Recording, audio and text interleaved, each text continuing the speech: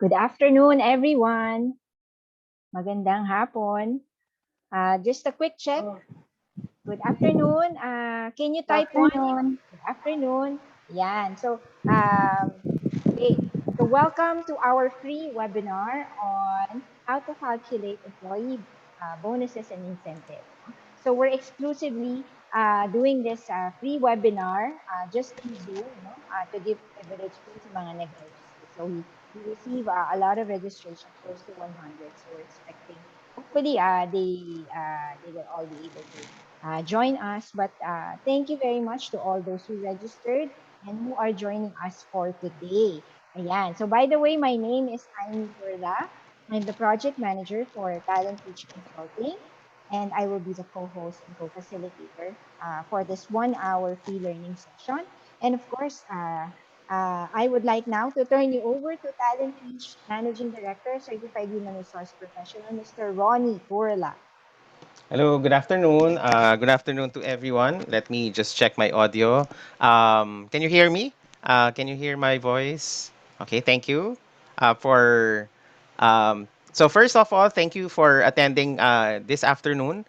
We appreciate you spending the time with us. So for the next 60 minutes or so, we will be again providing you with some new learnings for those who are attending the first time, or probably for those. No, I'm seeing regular participants from Talent Tree. So thank you again. We appreciate your participation in this webinar. So it just goes to show that you are really eager to learn. No? So yeah. So thank you for those who are participating today. Yeah. So today's topic again is about a how to, no, how to calculate employee bonuses and incentives. So for this afternoon, I have prepared some discussions on the basics, no, in terms of using bonus, as an incentive. So later we will discover how to do it. What are the different areas, no, that we have to consider when we're trying to come up with an employee bonus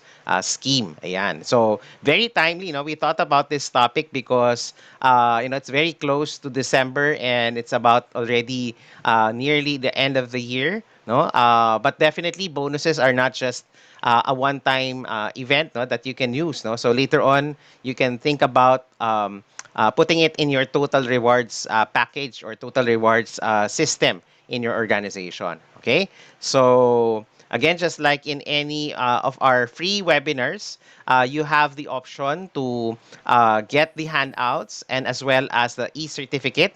Okay, and again, you will be receiving that a few days after the program. Later, no, or the after the program has ended. Ayan. So you may express your intent to be able to get the handouts after the program, no, and later on, no, meron akong mini announcement lang, particularly for this one. No? I'd like to mention something aside from what you're going to get as part of the handout. Ayan. Okay, so I guess we're all good, so we are okay, so we're about 30 plus here in the room. So again, thank you for spending the time with us. No, so I hope that this will be worthwhile for you. Okay, so let me now proceed. So I have more or less 45 to 50 minutes to discuss this. So here we go. Okay. Ayan. So again, for this afternoon, we're going to look at. Oh, by the way, no. So let me just again give you a bit of a background. I'm Ronnie Turla, a certified human resource professional, and I manage my own consulting company, and it's called Talent Reach Consulting. Okay, we have been in the consulting for officially for the past 5 years, but I have been a consultant for more than 10. Yeah, for more than 10 years already. Yeah. So that's what I do. And I also, again, give programs like this, as well as paid programs. Just like what you've seen in the introduction earlier, we do conduct internal training programs catering to your organization. Yeah. Okay, so for the outline or the program that we're going to cover for this afternoon, I hope you can you see my screen? I hope you can all see my screen. Yeah, thank you. Um, so we're going to go through the different types of the employee bonuses. Okay, what are the different types? and we're going to look at how to calculate performance-based as well as non-performance-based bonuses. We're also going to differentiate discretionary as well as non-discretionary bonuses. No, also we're going to look at the pros and the cons of paying employee bonuses because we all know that giving out bonuses can sometimes have some negative as well as of course positive effects to our employees. So today we're going to explore that, and I'll probably be asking you, if you have some negative effects, na experience or na encounter when it comes to implementing bonuses. Also, we're going to tackle on the local setting um, what would be the approach that we're going to make when it comes to taxation, when it comes to bonuses. No? Because we all know when we apply, or sorry, when we give bonuses to our employees, we all know that merong tax implications. So later on, we will cover part of it. No, so not necessarily the entire computation, but we're going to understand the legal aspect of it, especially with regards to the taxation. Ayan. Also, we're going to look at, other than the bonuses, we're also going to look at the aspect of profit sharing. So profit sharing is a type of incentives, that is also given to employees. So later on, we're also going to look at that. And of course, we're going to summarize our session for this afternoon by looking at the total rewards approach. No? So we will end with that and we will see. No? So it's important for us to consider the total rewards approach because that's more or less the trend that is happening right now in the field of human resource management. Okay, so first off, let's again define ano ba yung employee bonus. No? So for those who are attending today, so an employee bonus is a pay awarded to an employee in addition to their regular salary or pay rate. No? In most cases, employees earn the bonus pay as an award for excellent work or as an end of the year award. That's why normally bonuses are traditionally given out at the end of the year. No? So that's why employee bonuses could be something that you can introduce in your organization, or if you're already implementing that in your respective organization. Okay? Yan. Now, here are the different types of employee bonuses that you may have or probably have, you are practicing in your organization. Okay? So one, of course, is the sign-on bonus, which is very evident in some industries. For example, of course, you have profit sharing, you have team incentives, holiday bonuses, and gifts. Okay, so these are the typical types of employee bonuses. No? Now, let's look at each one of them, the most common bonuses that we have, and ano ba yung differences of each one. No? Um, One is the salary base, meaning you calculate bonuses based on annual salaries or wages for each of your employee.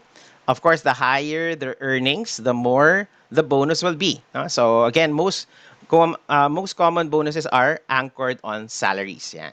Uh, Another is, of course, yung individual sales. Okay, so individual sales or sales commission, the company usually determines how much of the total sales will be paid as a bonus expressed normally in percentage. Okay, so later on we'll have some examples of this so that you can have or picture out ano ba yung tinatawag nating sales commission. Okay.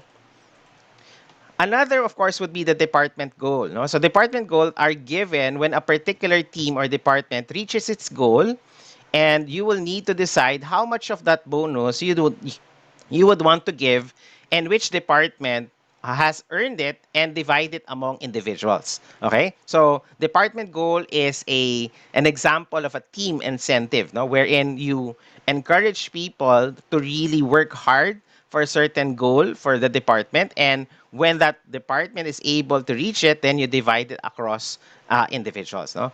Another common bonuses would be referral. No? So referrals are usually a fixed amount and based on the number of new customers your employees refer.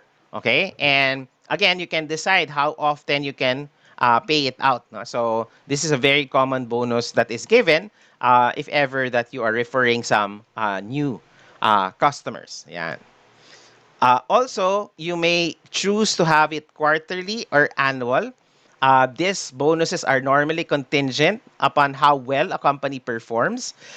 If a company meets its net profit goal, you can pay out in percentage or flat rates. Ayan. So some companies choose to have the quarterly or the annual bonuses. No? So you can have it and you can decide and ask your management to come up with a quarterly or an annual bonus. So depende yan dun sa availability of the data, for example, depending na rin sa inyong accounting cycle, for example, when do you decide to do it quarterly or annual. Ayan. And then, of course, you have the sign-on bonus. These are normally offered with new hire packages and are incentives for the top job candidates to accept a position. Okay, so I just like to stop here first for a while, no? And I'd like to ask you, no? So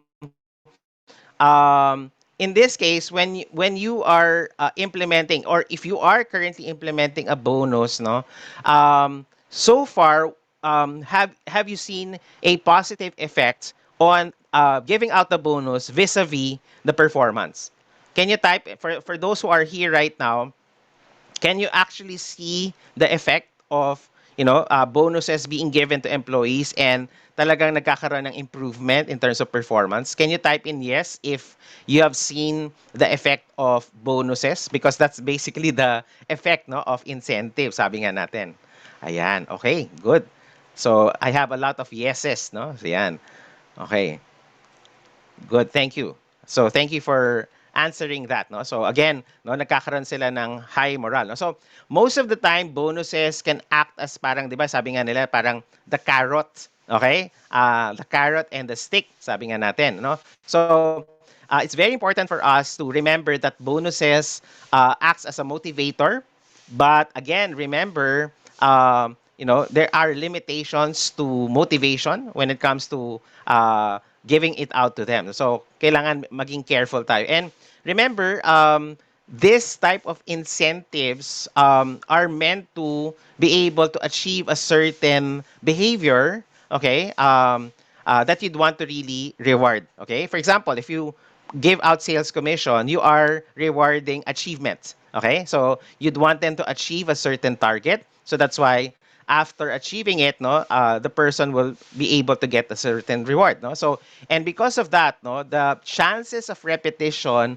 of that particular behavior is very high. Meaning that that person could be a consistent, a performer or could be a consistent employee because of the motivation. No? Now, sometimes some people would say na, what if I take out the bonus, for example? No? So, yun yung tinatawag nating parang intermittent motivation. No? Kung may intermittent fasting, merong intermittent motivation. Ano ibig sabihin nun? Sometimes, if the person has already achieved a certain level, diba? Sometimes receiving it every time will not be any more motivating. No? So this is where you also consider yung tinatawag nating stretch goals. No? Meaning, no, kung meron siyang certain performance level, no, i-stretch natin siya. No? When you say stretch, that person can be challenged to achieve something higher. Okay? So, yun yung concept ng stretch goal. No? So, this is for people who have become consistent in terms of performance. So, you can consider that as part of your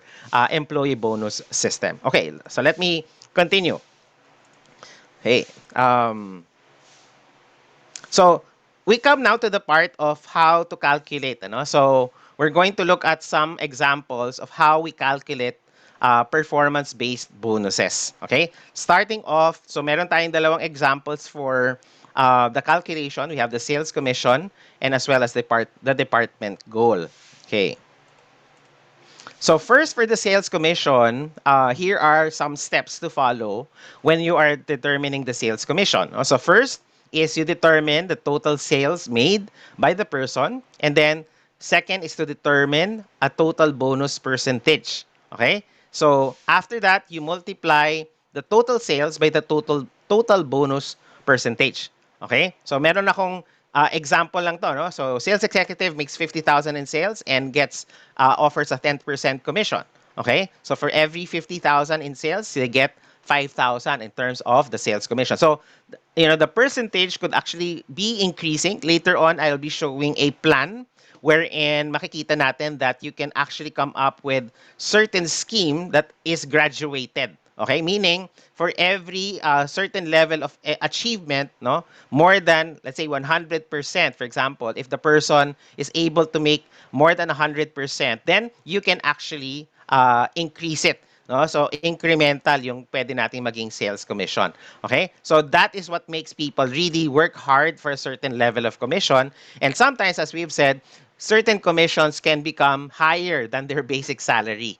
Okay? So that's why you can think about that, especially when you're talking about yung tinatawag nating pay mix. No? When I say pay mix, no, what is the combination of rewards, particularly basic salary, commission, incentives, and benefits. Okay, so depending on their position, some positions might be motivated better, no, if the percentage of commissions is higher, no, than their basic pay or even their benefits, because that's really where they make most of their income or their earnings. Ayan. So that's sales, an example of sales commission.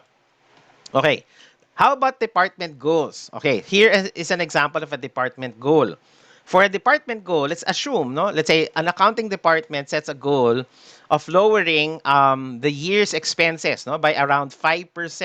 Okay, so let's say you decide that the department would earn a total of 100,000 if the goal is met. No? So, big sabihin, the 100,000 is the bonus pot money, sabi nga natin. So, in this department, there are a total of 8 employees for the accounting team.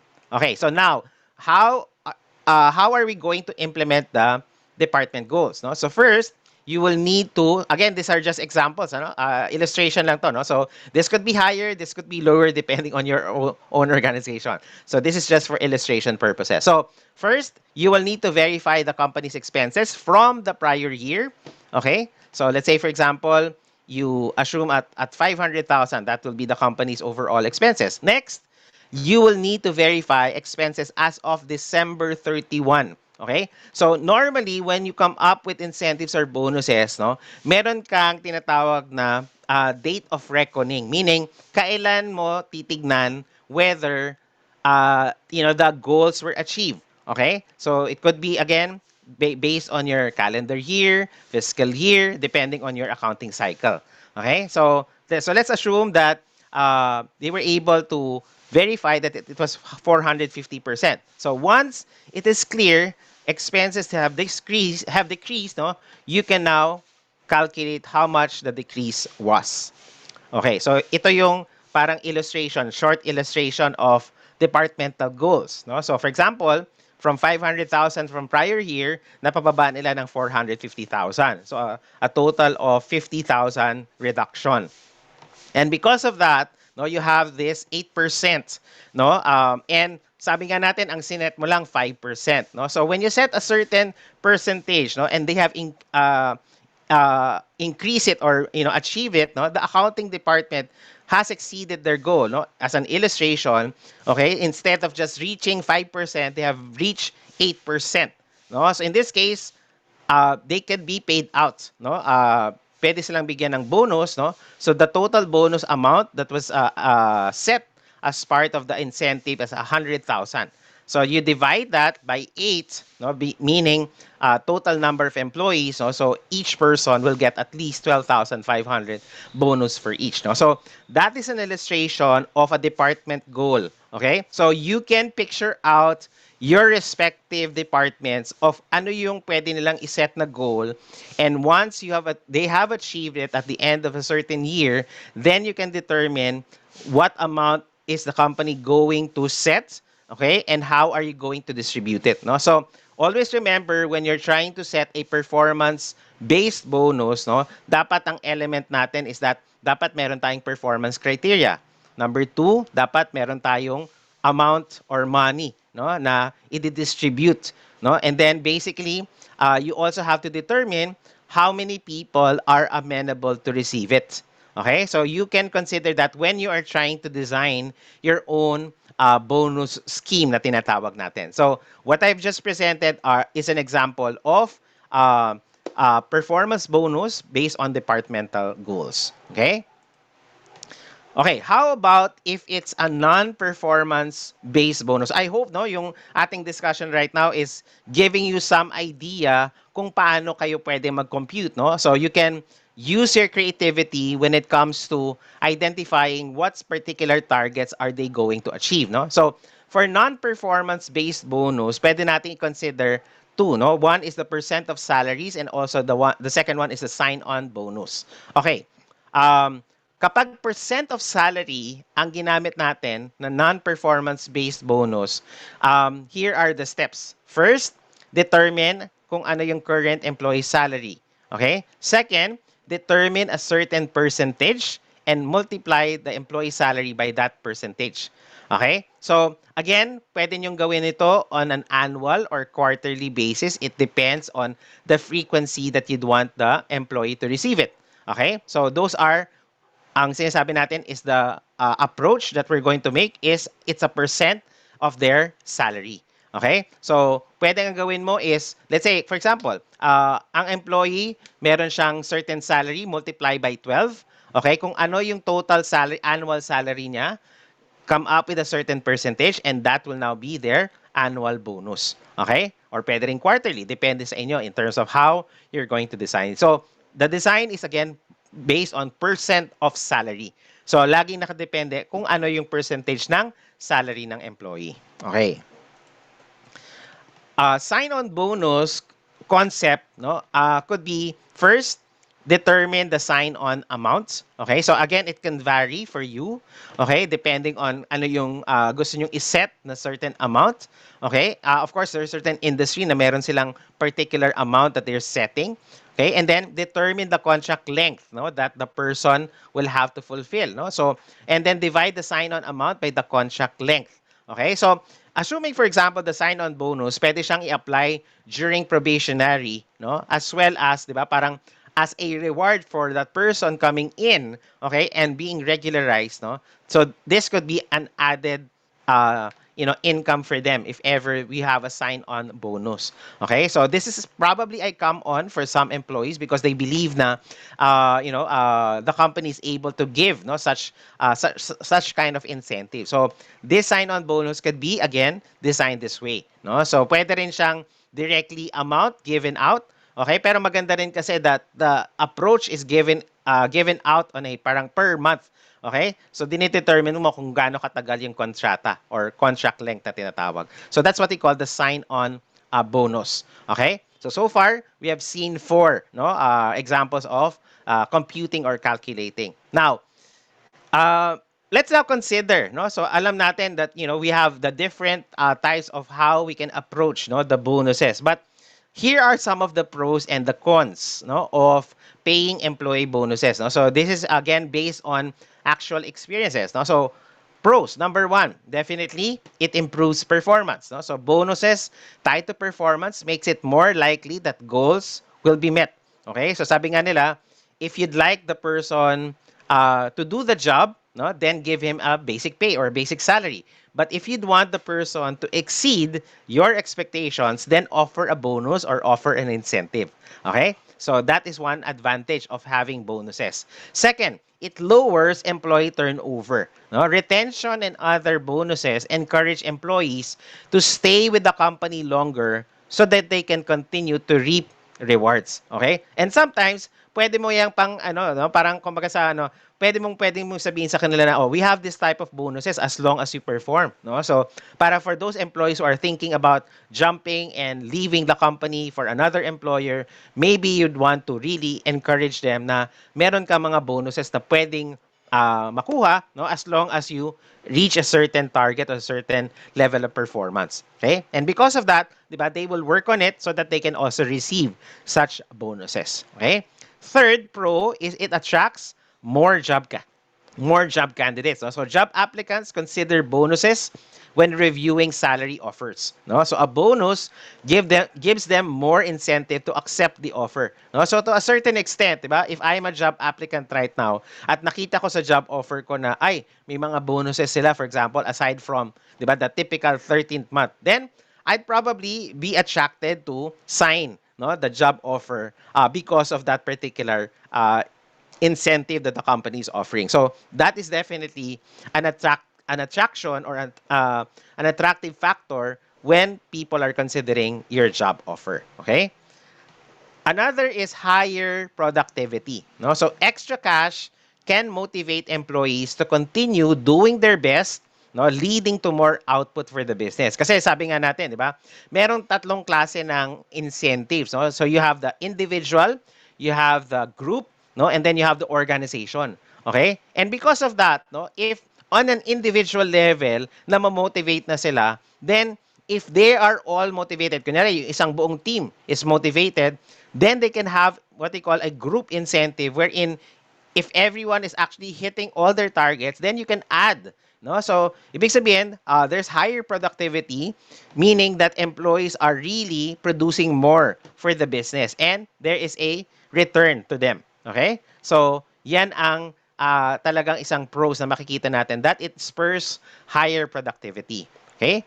Another pro would be encouraging innovation and healthy competition. So when bonuses are tied to competition between departments, it encourages teams to focus on being the best. Okay? So, sabi nga natin, pag may mga bonuses yan, they will try to really have a healthy competition wherein they're focused on paano ba natin mapapagaling pa yung department natin. And healthy competition is always welcome, no, to the company, no? Do you agree, no?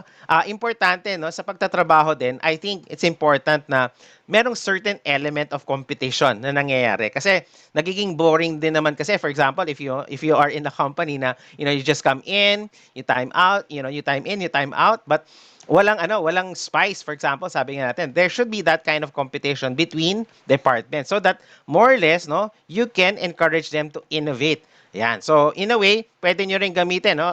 One technique that I can share with you is you can use yung KPI achievement. For example, if departments are achieving their KPIs, then you can try to tie up a bonus for that. Okay? But, not always, no? You don't have to always parang tie up the bonus to KPIs kasi importante na nagagawa nila yung performance nila, no? With or without the bonus. Okay. So, those are the pros, no? Now, how about the cons?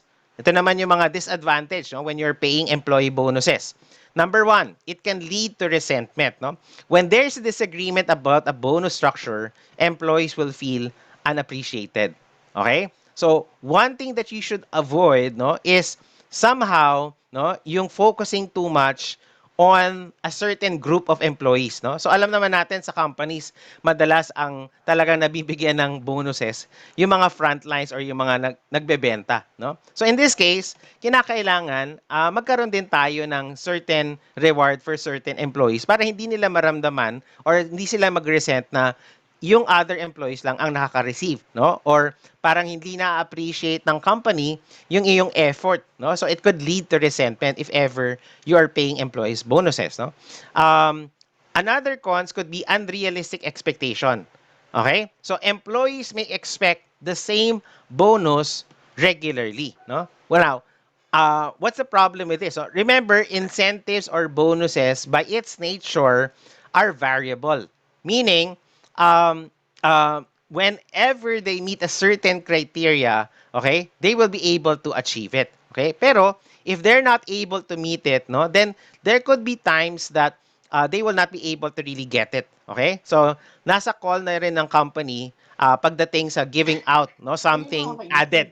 Okay? So, yun yung sinasabi natin na unrealistic expectations. Ayan. So, again, employees, para hindi mag-expect yung ating employees na laging may bonus, no, kailangan pagdating sa pagsusulat ng ating policies and guidelines, dapat nakalagay yon. Ine-explain dapat ni HR yan dun sa mismong employee.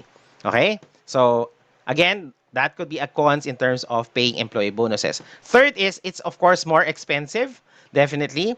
But again, although it's more expensive, but variable pay, if you look at it, really makes sense to a lot of business owner, no? Because when you give out variable pay like bonuses or incentives or commissions, okay, that simply means that the company or the employer is recognizing, no, the collaboration of the employee towards achieving the company goal. Okay, so Again, just be conscious of the cons of paying employee bonuses kasi talagang present yan if ever. No? So sometimes, I remember, just to share with you, a typical problem that I've encountered before. No? Nung nag-implement kami ng incentive before sa isang company, certain employees were complaining because parang merong inequality dun sa pagbibigay. No? So, and I think that was a feedback to us that we had to really recalibrate, no, the incentives kasi when you're designing your incentives like bonuses for example,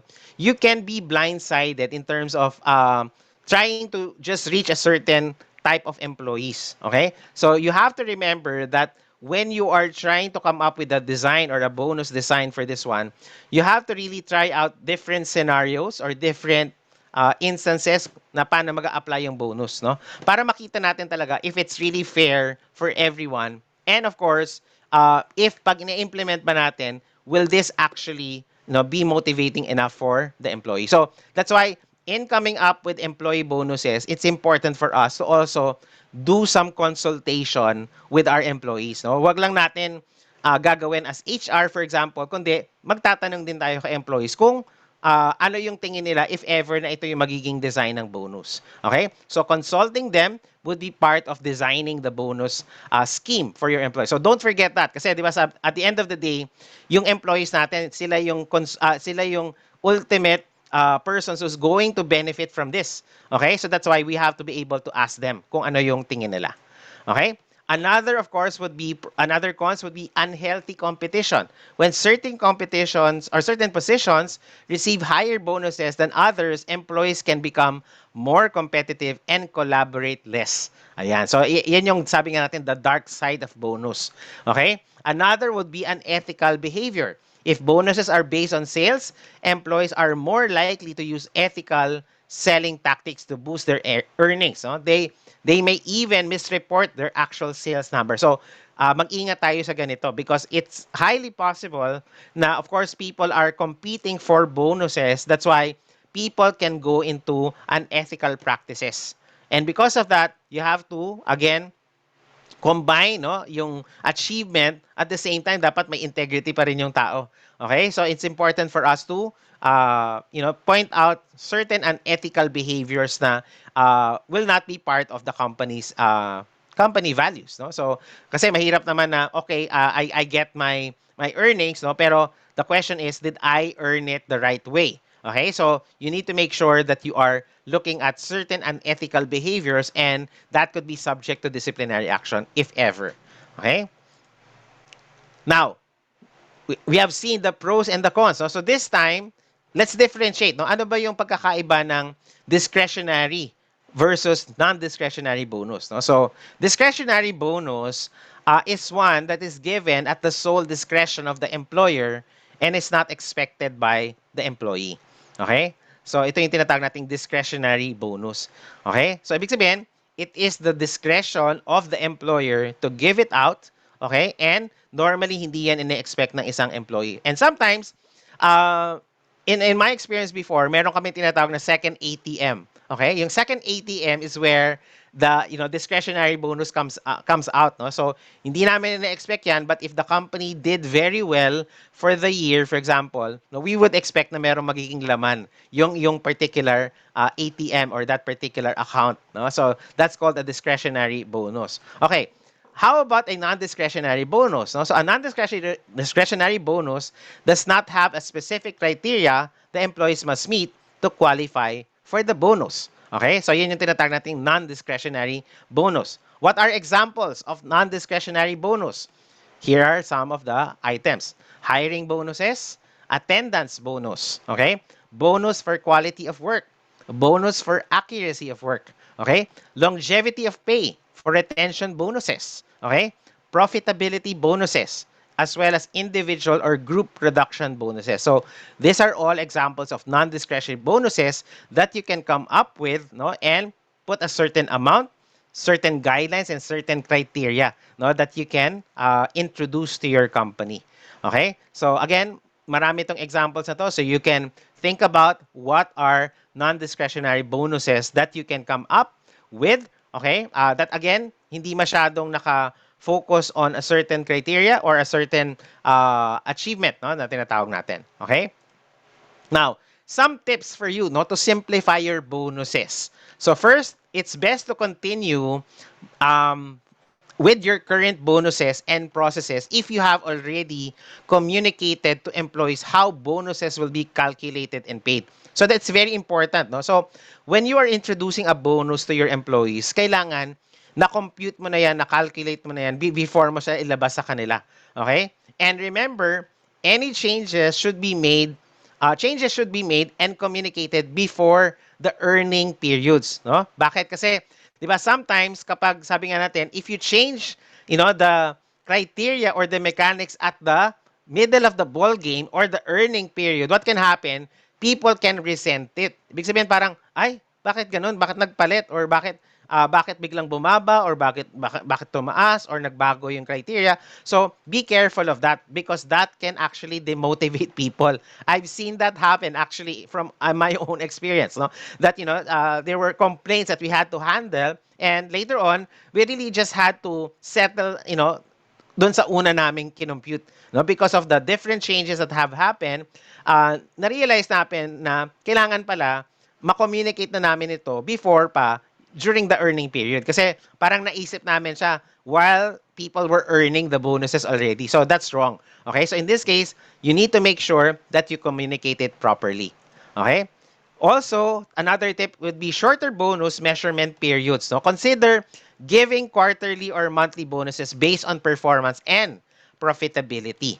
Okay? And only give discretionary bonuses. Be careful to only give discretionary bonus. In this case, employees can't anticipate that it's coming and can't be tied to any advanced criteria. Okay? So those are some of the tips that I can share with you pagdating sa bonuses. Okay, now, let's look at the legal side of it. Okay? So I hope, no, uh, are you still with me? Let me just check. Are you all still with me? I hope. Are you gaining some new insights and some new practices, no, that you can probably apply? I hope so. And this is the objective of our free webinar for you to think about it and again apply this to your own respective companies. Okay. So yeah. So um, I'm at the half of my presentation. So I'm about to. Okay. Now let's look at the legal side of it. No. So um, looking at 13 month pay versus bonus. No? So kung titingnan natin, 13-month pay is actually the only mandatory bonus, no, mandated or required by the labor code. Okay? So now, the key point to remember on the legal side is that yung 13th month benefit natin, which is a bonus, no, is entirely different to any bonus or any other form of compensation scheme that a Philippine employer might offer to pay their employees. No? So, never confuse a 13th month pay bonus to a Christmas bonus. Okay? Kasi minsan I've encountered some companies na pareho ba yung 13th month pay namin tapos yung Christmas bonus? No? So, naguguluhan sila. So, this is the answer to that. Now, discretionary company bonus schemes or allowances, even if it's a Christmas bonus or a performance bonus that falls around Christmas time or any part of the year, no? Any kind of category bonus will generally not be imposed under labor laws, no? So as such, employers should not confuse any other form of bonus or compensation payment with a 13th month pay benefit. So dapat doon sa inyong 13th month pay policy, dapat maliwanag to na a 13th month pay, no, is something that is different from other bonuses given out by the employer. Okay? Now, employees in the Philippines are entitled to avail of an income tax exemption in respect of benefits or allowances. Okay? At present, no, meron tayong total value of 90,000 pesos on an annual basis. Okay, so what does this mean exactly from the perspective of the 13th month pay?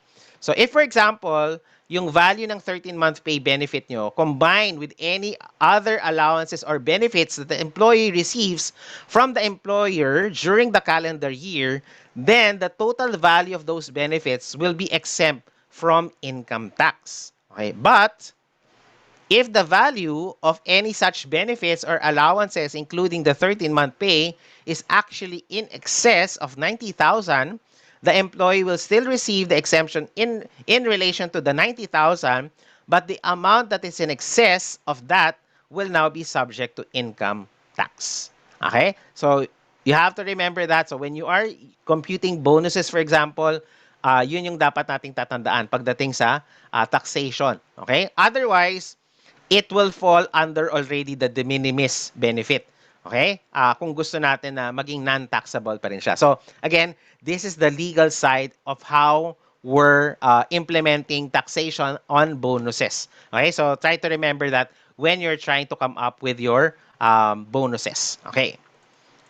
Now, here's an example. Ano? I'd like you to look at this. No? So, this is a more or less as a sample, an example. So, kung titignan natin, this is an example wherein meron siyang different positions or levels. No? And then, meron siyang certain amount no, na naka-indicate pagdating sa amount of bonus and potential incentive amount that they can receive. So, pwedeng ganito ang gawin natin, for example. No? Let's say, if you have certain positions or certain levels in your company, pwede rin kayong maggawa ng bonus scheme based on positions and meron silang certain achievement goal, no? And then ano yung magiging payout nila if ever. Okay? So, pwede kayong gumawa ng bonus schemes na ganito. So, depende sa organization. So, this is just an example wherein makikita natin that it is based on positions or categories. So, you can come up with this one and determine yung schemes that you can apply. Okay? Now, let me just announce at this point in time that I will, for those who are present with us today until the end of the program, no? So we're a few minutes away from ending the program. Makaka-receive kayo ng bonus policy template. Ayan. So coming from Talent Reach, you will receive as participants a policy template regarding other types of bonuses such as lump sum bonus, year-end bonus, or incentive plan. Okay? So i-attach natin siyan aside from the handout or the material that I'm presenting today, you'll also receive the template na pwede nyong gamitin as part of coming up with a policy or a bonus scheme guideline. No? So, courtesy of Talent Fish for attending and completing this program. Okay? So, that is again free for you.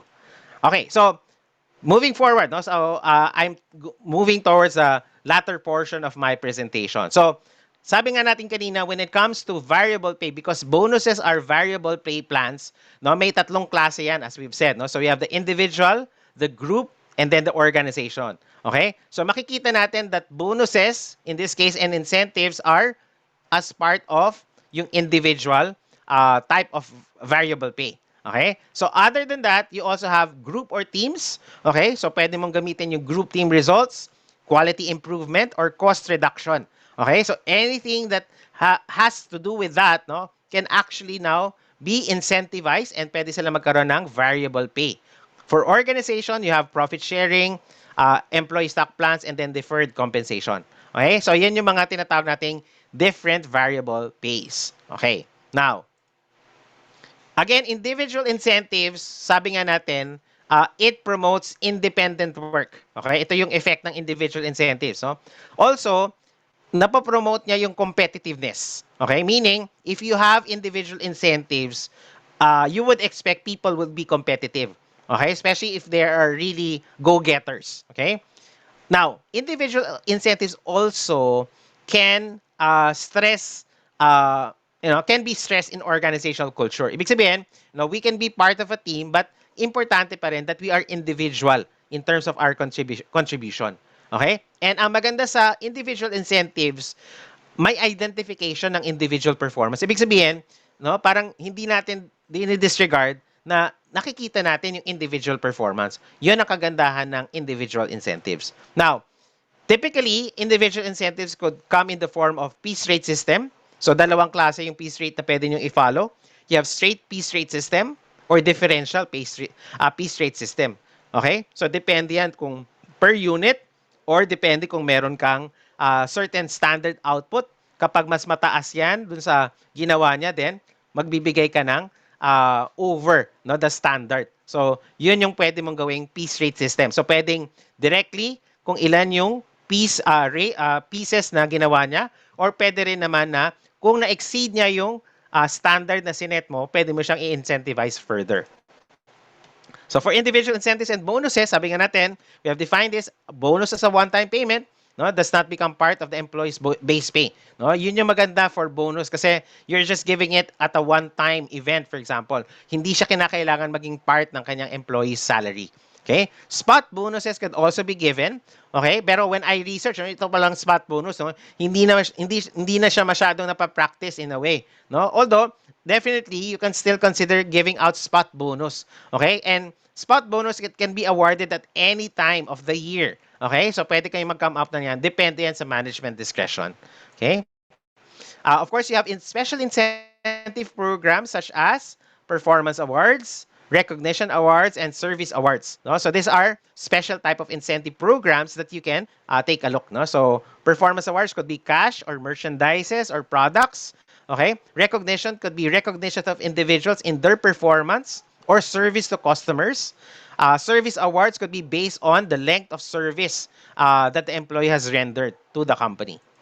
Now, ano yung purpose? Bakit magbibigay ka ng mga special incentives? No? So, here are the triggers for recognition. One could be, nag-increase yung sales. Okay? Nag-expand yung customer service natin. No? If you'd want to encourage teamwork, no, for your employee, you'd want to also increase employee morale. Okay? So, pwede ka magbigay ng special incentives. No? Pwede rin to enhance employee retention or loyalty.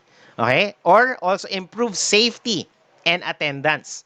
Okay? So, those are the purpose of giving out special incentives. And because of that, you're really recognizing the performance of employees.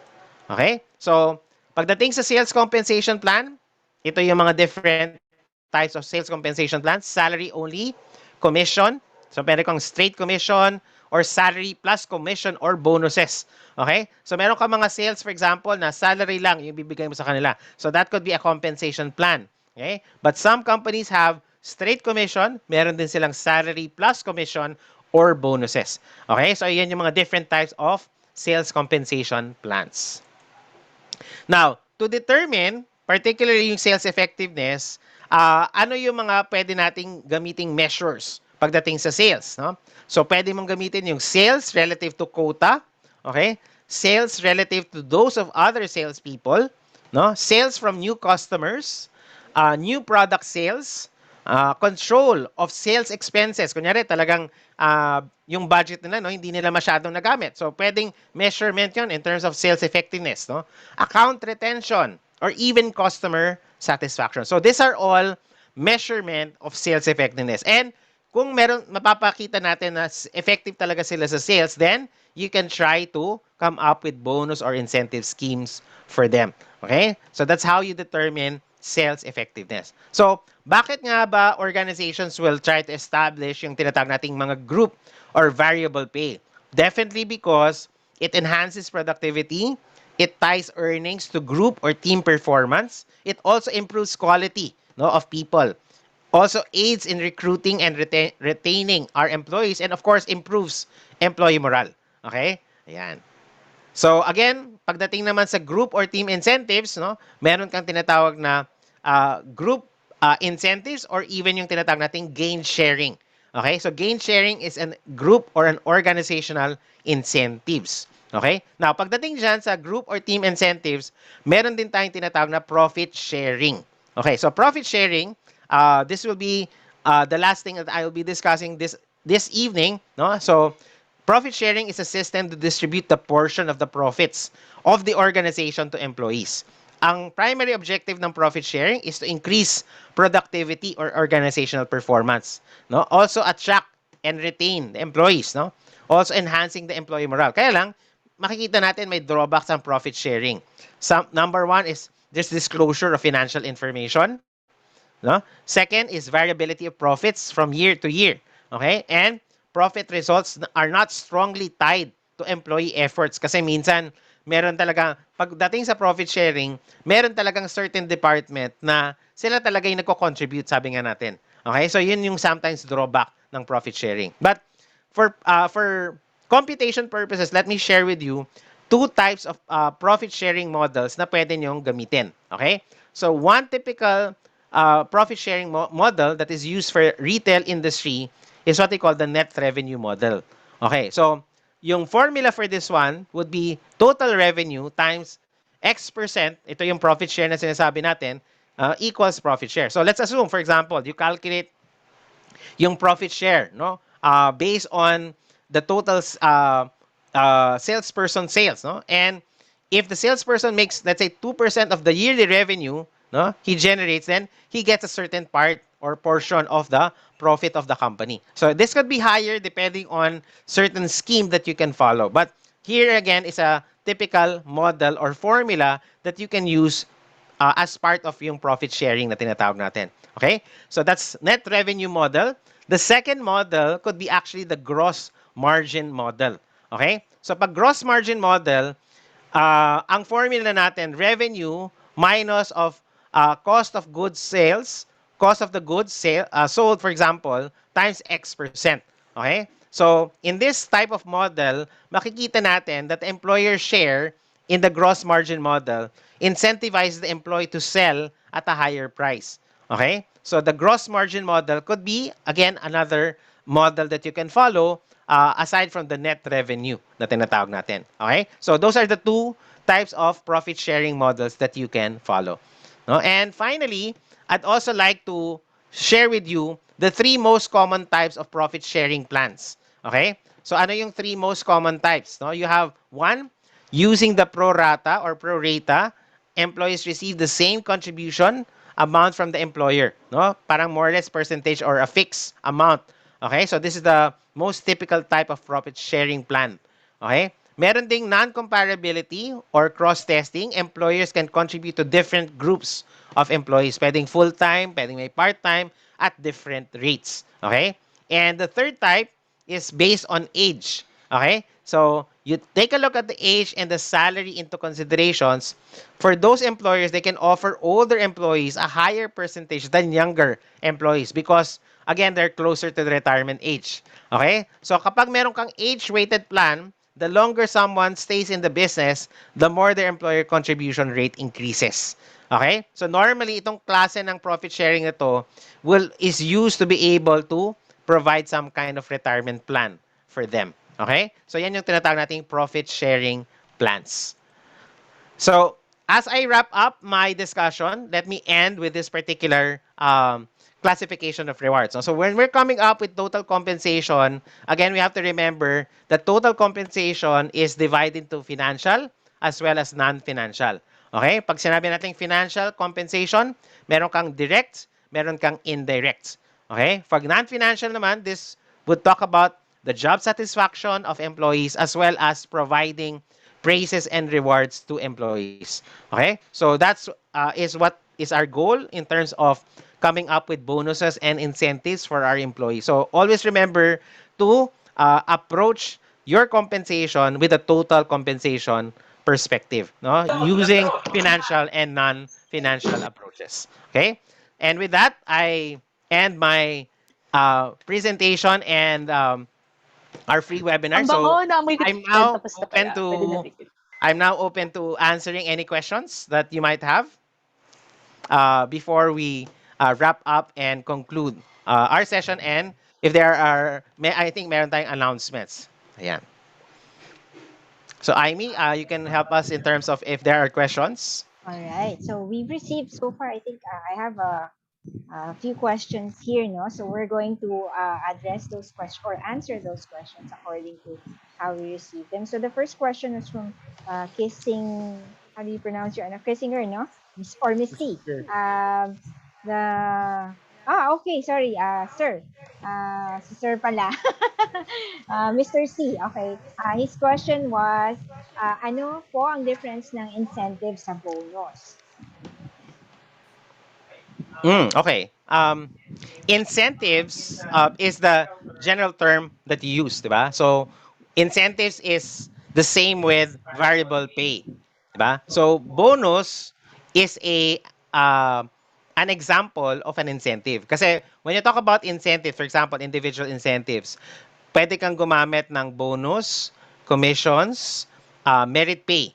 Ayan. Yun yung mga typical na incentives na tinatawag. So, normally, individual incentives is focused on the performance of that person. So, pag sinabi natin, kunyari, commission. So, kung meron kang certain product or certain service that you're carrying, you give out certain commission for every unit for or volume of products that you are selling, for example, di ba? Pag merit pay naman, that concerns more of giving out certain rewards for employees based on performance. Okay? Bonuses in the way is a reward. No? As we've said, you can vary the types of bonuses that you give. No? And you always have to remember that the nature of incentives is it's part of the variable pay. That's why when you present it to employees, kailangan maliwanag sa kanila ano yung basic pay, ano yung benefits, ano yung incentives. No? Basic pay tsaka yung incentives are all cash related. Ibig sabihin, money yan. Wala tayong pinag-uusapan dyan. Ibig sabihin, most of it are really given out in money, in cash.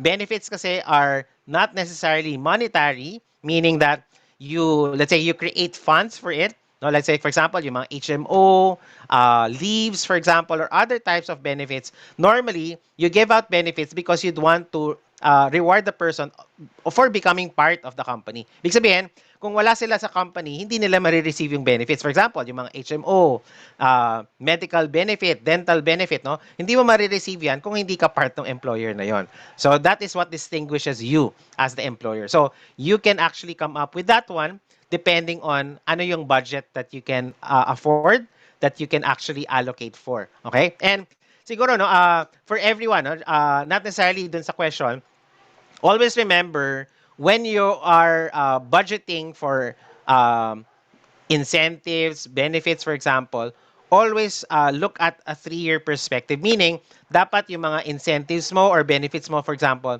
dapat kaya mong i-maintain yan, no? Or i-sustain within the next 3 years. Kasi, remember, di ba, meron tayong, in the legal aspect, meron kang Article 100, no? Which is laging kalaban ng employer yan kapag gusto niyang baguhin yung incentives, no? Pero, the good thing, actually, incentives, because of its nature, if you look at very closely, yung mga productivity incentives, no, it's subject to really change. Okay? Hindi mo siya kailangang i-fix talaga for a certain, unlike benefits na medyo ano siya, fixed talaga, no? Pag binigay mo na kay employee. But incentives are very variable. So, ibig sabihin, it could be subject to change. Pwede mong palitan yung criteria, pwede mong taasan, pwede mong ibaba, for example, depending on your scheme. Ang importante lang lagi pagdating sa incentive is the communication. And always remember, dapat fair ka. Maging fair ka kay employee. Huwag mong, sabi nga natin, don't try to undermine the employees. Kasi malalaman nila yan eh. So, it can affect performance. Ayan. Yan. All right. Okay, for our next question, it came from Myra. Question lang po, in terms of tax exemption, Mm-mm. may nabasa po kasi ako na kapag nagpo-provide si company ng incentive, pwede na mabawas yun sa tax ng company. Na, yun. So, I think she's asking if there are certain Uh, exemptions. I mean, Yeah, I think so. I'm not so very clear about that, no. Pero I think there is, no. So I cannot confirm directly. But I think there is. Yeah. alright. So, may mga pumasok pa ibang question dito from Mr. C again. Sir, paano namin compensation ang sales promotional expense? And how the sales promotion expense be Okay. part of compensation? Okay. Yung sinabi natin, 'di ba? If it's an expense, it's either um pwede mong, 'di ba, yung present ko kanina sales effectiveness, no? So, if you see that they're able to maintain a certain level of expense or if they are able to reduce, no? Kasi always remember when you are trying to incentivize the person, iisipin mo ano yung gusto mong gawin niya, no? Is it to increase or decrease? Okay? So if you want to increase it, then talk about a certain criteria para makita mo kung nag-increase siya. Kung if you're talking about expenses, for example, if you'd want na dapat ma-hit niya lang to, then you can incentivize them for that. No? Kung mas mababa doon sa sinet mo, for example, na ito lang expense mo pero na-deliver mo na mas mababa dahil expenses siya, then you can incentivize them. So kumbaga, yung natipid mo, ibalik mo sa kanila.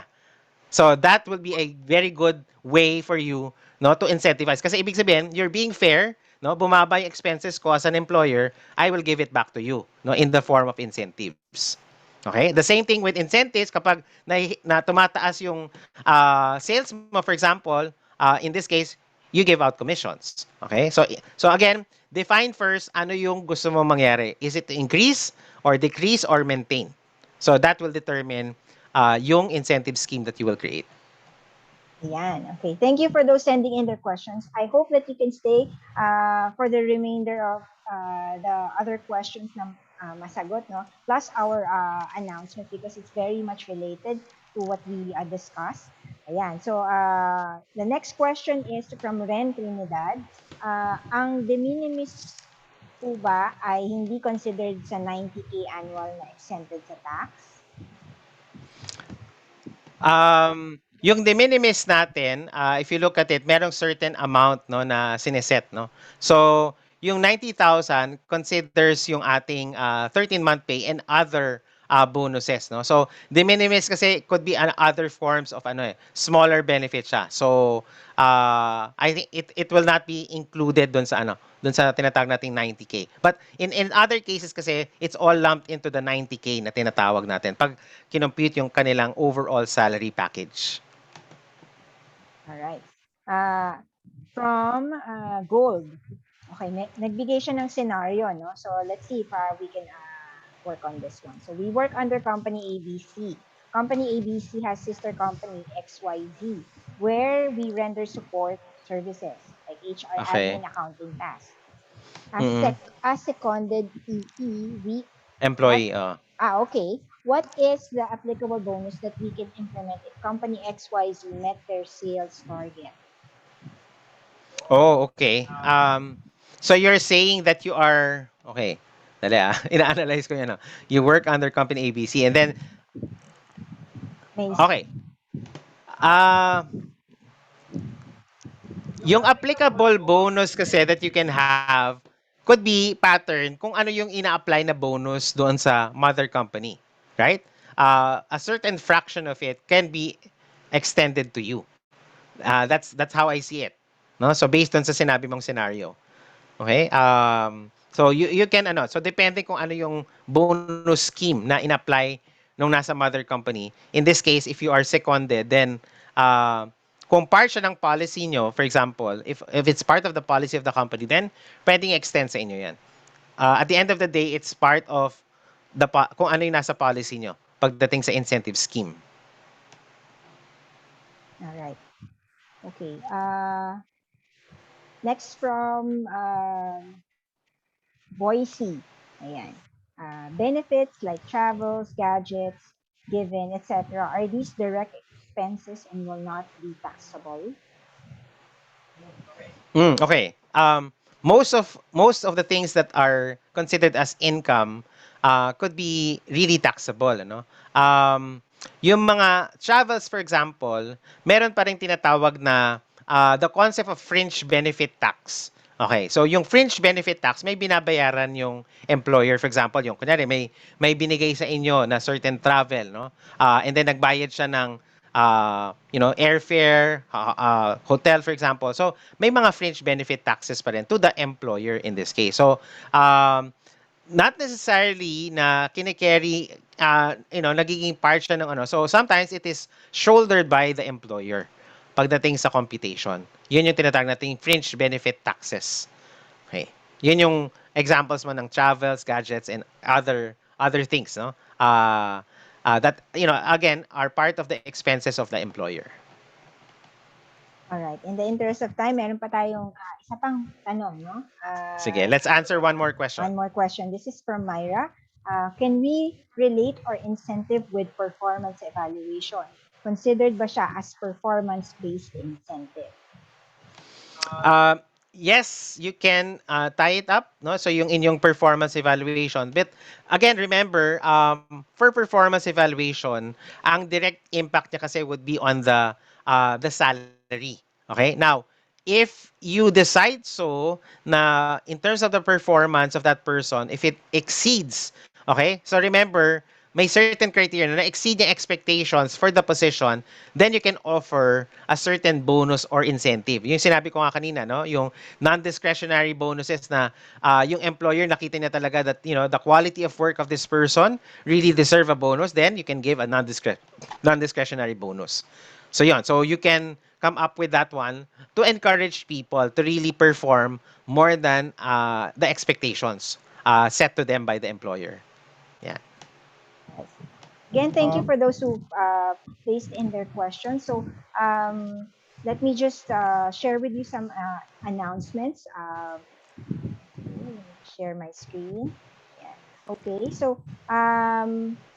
again, we're inviting you to join the next batch for CHRT. It will be for next year na, no? Kasi the batch 37 is already ongoing and will end the last session this Saturday. But for the succeeding sessions, you can join us. So just send us an email at italentreach@gmail.com. And we have a new program, okay, which we will tackle for the year. No?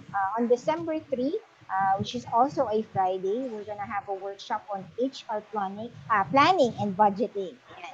So we're still finalizing the schedule. So most likely it will be an afternoon session. It's going to be for 2 hours, and the fee is only for 999.